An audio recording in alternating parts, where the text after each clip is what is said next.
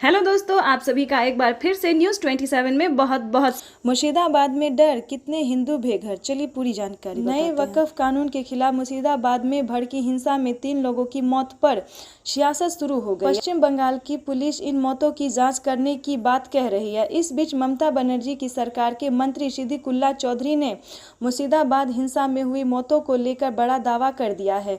News 27 से बातचीत में सिद्दीकुल्ला चौधरी ने हिंसा में हुई मौतों के लिए बीएसएफ को जिम्मेदार ठहरा दिया है। सिद्दीकुल्ला चौधरी ने मौतों को लेकर पूछे गए सवाल पर कहा कि बीएसएफ की गोली से लोग मारे गए हैं, इसके लिए हमारी सरकार जिम्मेदार नहीं। उन्होंने कहा कि बीएसएफ ने गोली चला, उनसे पूछिए, राज्य सरकार की पुलिस ने कोई गोली नहीं चलाई। इतना ही नहीं, ममता सरकार के मंत्री ने कहा कि मुर्शिदाबाद हिंसा के बाहरी लोग शामिल होंगे। उन्होंने कहा कि हिंसा में बीजेपी के लोग भी शामिल हो सकते हैं। जयपुर जिले में खाद्य सुरक्षा योजना के लाभार्थियों के लिए गेहूं मिलना मुश्किल हो रहा है। चलिए जानते हैं पूरी। जयपुर जिले में खाद्य सुरक्षा योजना के लाभार्थियों के लिए गेहूं मिलना मुश्किल हो रहा है। वजह, लाभार्थियों का पहले की तरह अंगूठी से सत्यापन पूरी तरह से बंद कर दिया गया है। ऐसे में आइरिस स्कैनर से सत्यापन हो गया तो ठीक, नहीं तो लाभार्थी बिना गेहूं लिए ही लौट रहे हैं।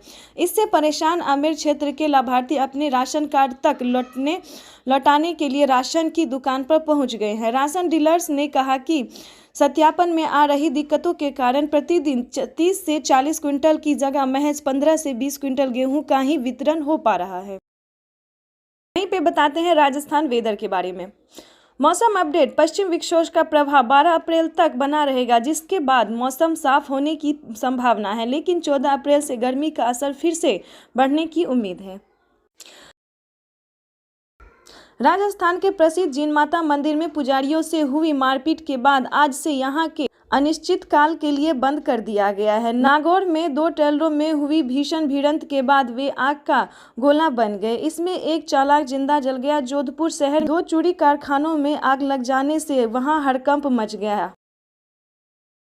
हरिद्वार में आज गुरुवार को एक बड़ा अग्निकांड हो गया। यहां भगत सिंह चौक के पास मोटर बाइक शॉप के सामने खड़ी 2 गाड़ियों में अचानक आग धधक गई। देखते ही देखते आग ने विकराल रूप ले लिया, जिसके मौके पर अफरा तफरी जैसा माहौल बन गया। आनन फानन में मामले की सूचना दमकल विभाग को दी गई, जिसके बाद मौके पर पहुंची फायर ब्रिगेड मुश्किल आग पर काबू पाया गया। इस दौरान दोनों कार जलकर खाक हो गई। मामले को लेकर हरिद्वार एफएसओ बिरबल सिंह ने बताया कि उन्होंने सूचना मिली थी कि भगत सिंह चौक पर मोटर पार्क शॉप के सामने खड़ी गाड़ियों में आग लग गई।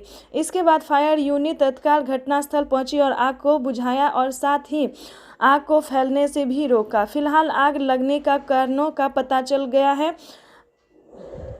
एफएसओ बिरबल सिंह ने बताया कि गर्मियों में आग लगने की घटनाएं ज़्यादा देखने को मिलती है। इनकी टीम लगातार लोगों को जागरूक कर रही है।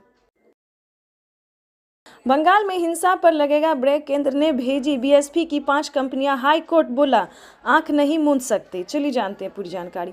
वक्फ कानून को लेकर पश्चिम बंगाल के मुर्शिदाबाद समेत कई इलाकों में हिंसा हुआ, जिसमें 3 लोगों की मौत हुई है और कई लोग घायल हुए। मुर्शिदाबाद समेत अन्य हिंसा मामले में 150 से ज्यादा लोगों को गिरफ्तार किया गया। हिंसा को देखते हुए कलकत्ता हाई कोर्ट ने केंद्रीय सुरक्षा बलों की तैनात की आदेश दिया है।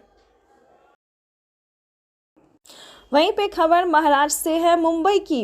मुंबई की मुलुंड पुलिस ने एक ऐसे व्यक्ति को गिरफ्तार किया जिसने अपनी शादी के लिए पैसे जुटाने के लिए कई घरों में चोरी की। इससे पहले कि वह फ्लाइट से भाग पाता, मुंबई पुलिस ने आरोपी चोर को पकड़ लिया। आरोपी कोडोल इलाके में स्थित मैराथन एमिनेस नामक एक रिहायशी इमारत को निशाना बनाया था। शिकायत के आधार पर पुलिस ने मामला दर्ज कर अपनी जांच शुरू की और आरोपी को थाने से गिरफ्तार किया, जहां वह किराए के मकान में छिप रहा था।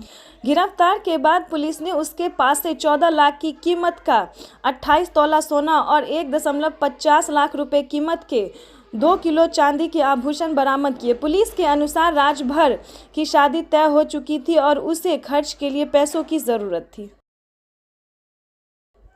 बीमारी के बहाने हुई प्यार की शुरुआत। दामाद के साथ 5 दिन उसके ही घर पर अकेली रही थी सास। महिला के पति जितेंद्र ने बताया कि 1 मार्च को पत्नी ने कहा कि वह अपने होने वाले दामाद राहुल के घर जा रही क्योंकि वह बीमार है। जितेंद्र को लगा कि पत्नी सिर्फ हालचाल लेने जा रही है, लेकिन हकीकत कुछ और ही निकली। वह 5 दिन तक राहुल के घर पर अकेली ही रही। अलीगढ़ के होने वाले दामाद के साथ भागने वाली सास की लव स्टोरी इन दिनों चर्चे में है। पुलिस अभी तक पता नहीं लगा पाई कि दोनों भागकर कहां गए।